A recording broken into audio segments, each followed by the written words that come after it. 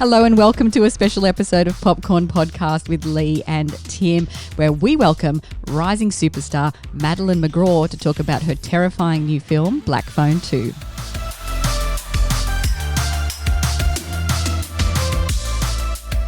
I'm Timmy Flynn, film expert. And I'm Lee Livingstone, entertainment journalist. And we love to talk all things movies. So in Black Phone 2, Finn struggles with life after his captivity when his headstrong sister Gwen begins receiving calls in her dreams from the Black Phone.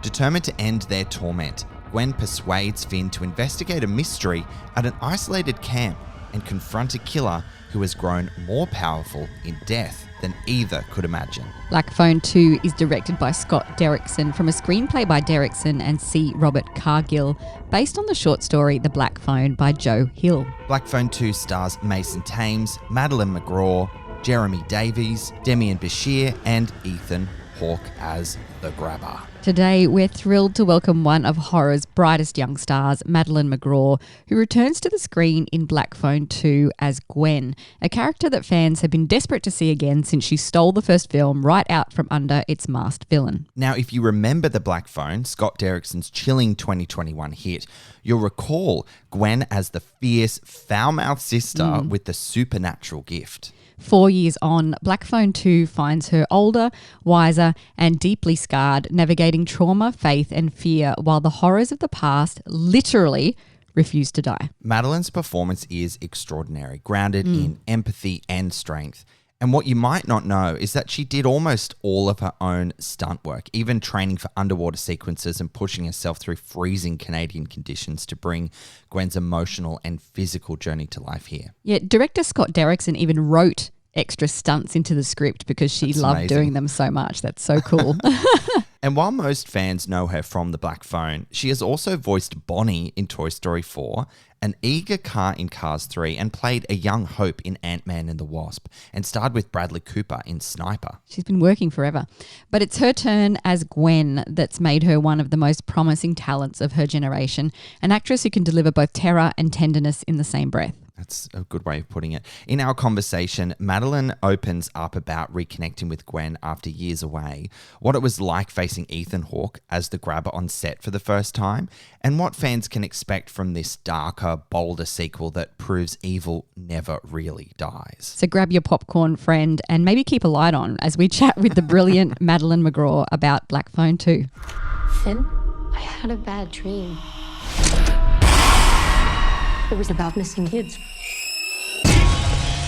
Hello, Madeleine. Tim from Popcorn Podcast. So great to meet you. Great meeting you. I'm really looking forward to talking about Black Phone 2 and your performance as Gwen and your experience and all those things.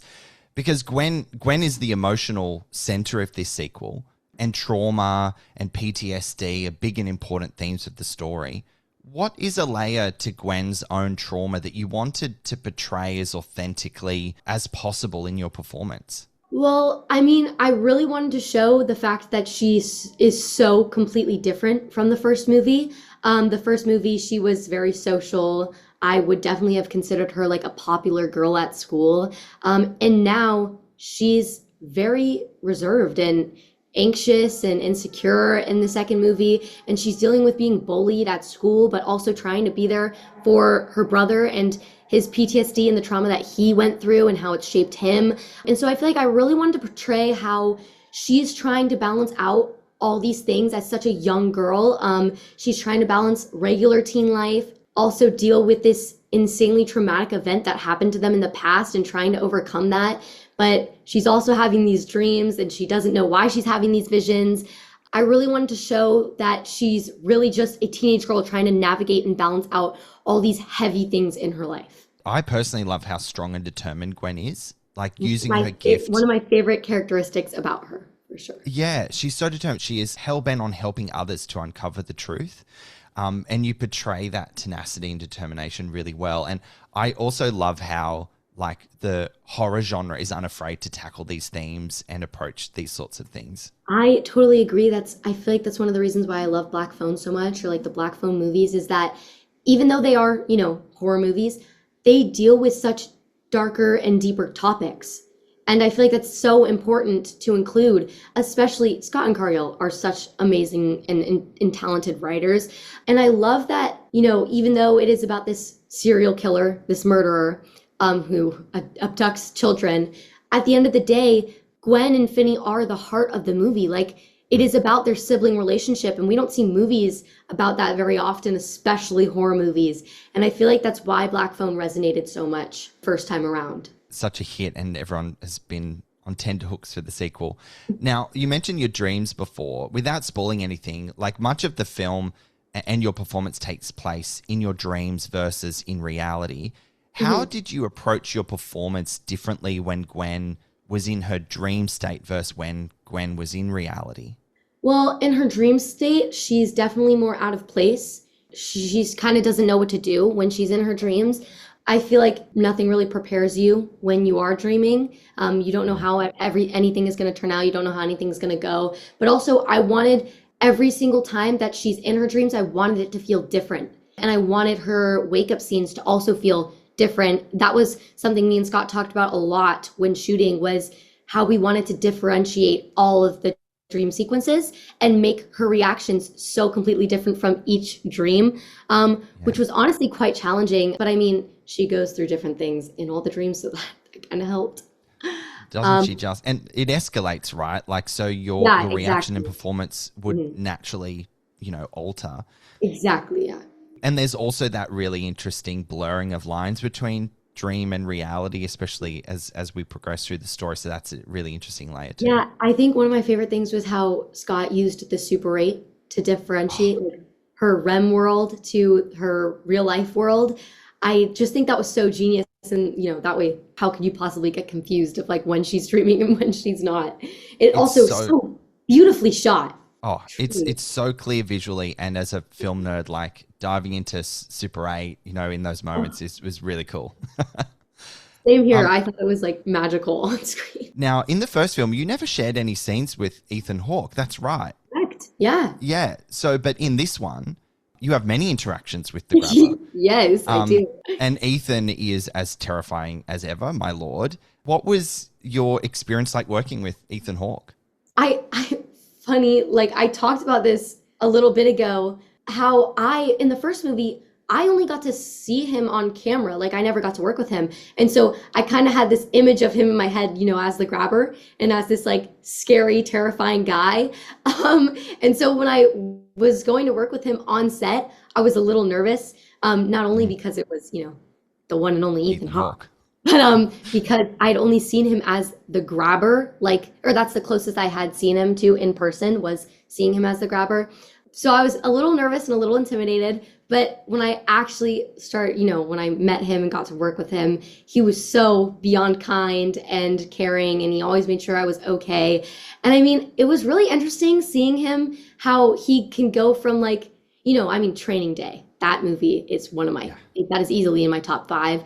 And seeing how he approaches characters so differently, like the grabber is so different from anything he's ever played. And so I just feel like it's really inspiring to me as an actor, seeing how differently he's able to turn into these characters and really just become them. I mean, and the grabber this time around is so insanely terrifying. Got chills. Way scarier than the first one. Way scarier. Way scary. Just on that, like, he was completely unrecognizable behind all those prosthetics too, because obviously the grabber has gone through his own thing between movies. I was leaning in going, is that Ethan Hawke? That's something that made it more scary, was that I never knew when he was in character or when he wasn't, because he always has the mask on. And so it's so hard to tell. And so like he'd be like sitting on the stairs in the basement and I was sitting on the mattress and I was just like looking at him and he was just like humming and like looking around. I'm like, is he trying to be terrifying? Because it is working. There's something, that visual of Ethan in the mask humming, like that is equally terrifying. It is so scary. What song was he humming? Like, did he have a go-to? I don't know. He would whistle and hum the same song on set majority of the times that I saw him, though. I should have asked him, like, what are you humming? Maybe that was part of his process. But I was a little scared.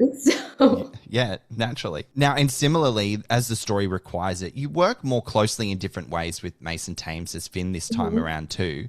How did you enjoy that experience together as young actors? Because, the tone is so much darker. It definitely is. I honestly feel like this time around, in ways, we were able to keep things lighter sometimes. We worked together in the first film, but we work together a lot more in this one, which I feel like was nicer because we already obviously knew each other from the first movie. So you're already comfortable with the actor you're acting with opposite. It was definitely interesting seeing Gwen and Finney's relationship grow and how they are now trauma bonded. Yeah. But it was also really cool to get to see how they are so different than they were in the first movie. And I feel like as actors, that's something really important to take a deeper approach to, is that these years that have gone by that we haven't been playing them, but it's changed them drastically. And honestly, definitely challenging for me as an actor coming back to Gwen after such a long time. And I thought of like backstories and things that she was going through in that time span before shooting. But yeah, no, I love Gwen and Finney's relationship in the movies so much. And I feel like I was saying, they are the core of the movie. They are the heart of the movie. And I mean, their sibling bond is just so important. And it's what keeps them, pushing and keeps them going throughout the movie. That is like literally, I feel like some people don't see it, but I mean, the plot of the movie is really them like looking out for each other, and they are continuing to push and being defiant because of one another. They rely on each other so much. I feel like a lot of people don't see that. You guys are so good on screen, and seeing the time between your performances 4 years ago to now, it's a natural progression. I just have one very quick thing to wrap up with. Yes. Your physicality, your stunt work is amazing. You get thrown around a lot in this movie. Thank you. How much of that was you, and are you okay?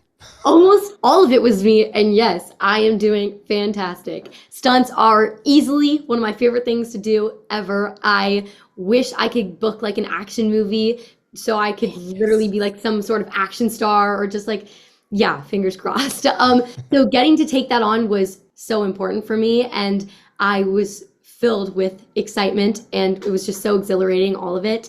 But yeah, there was only like 2 things in the movie that actually weren't me, and those were the spinning scenes. But the rest, it was all me. I got to do all of it thanks to Scott and Cargill, our fantastic stunt coordinator, Bronco. They trusted me enough. And there were times where they were constantly asking me if I was okay or if I could do another take. And I'm like, yeah, let's do it. Like, come on, let's do like 8 more. Well done, and I'm manifesting an action movie for you very soon, Madeleine. Thank you. Congrats on Black Phone 2. Your performance is brilliant. Thank you so much for your time. Thank you so much. Thank you. It was lovely chatting with you. Nothing burns like the cold. I always love hearing on-set stories from stars, and the thought of Ethan Hawke just casually humming and whistling in between takes with his grabber mask still on is quite the terrifying visual. I think I might just poop my pants. I really want to know what song he was humming and whistling. I think we need to take that on and try and find out. That would definitely affect how terrifying the whole experience is. Could be like, hi-ho, hi-ho. And friends, let's manifest Madeleine McGraw action hero, because we want that for her. Absolutely. Her stunt work in this is really amazing, and it's so impressive that she basically did everything herself. Hats off. She's such a talented dramatic actress with sharp comedic timing, as Gwen does come through with that, that sharp tongue, and has the range to explore other genres for sure. So we can't wait to see where her career takes her. Absolutely. Black Phone 2 is in Australian cinemas from October 16. Definitely check it out, friends. It's always a privilege to have you, friends. Thanks for joining us for our chat with Madeleine McGraw. We'll catch you next time. Hey, did you know Popcorn Podcast is completely independently owned and operated by a small team of passionate film lovers? And while we're dedicated to connecting with you through your love of movies, it comes at a cost. Anything you can do to help keep us going is hugely appreciated. Whether it's simply supporting Popcorn Podcast with a like, a comment, or sharing Popcorn Podcast with your friends on social media or YouTube. Or even shouting us a movie snack like some yummy popcorn at buymeacoffee.com/popcorn podcast. It all helps us to keep bringing you that salty movie content that will help you decide what to watch next.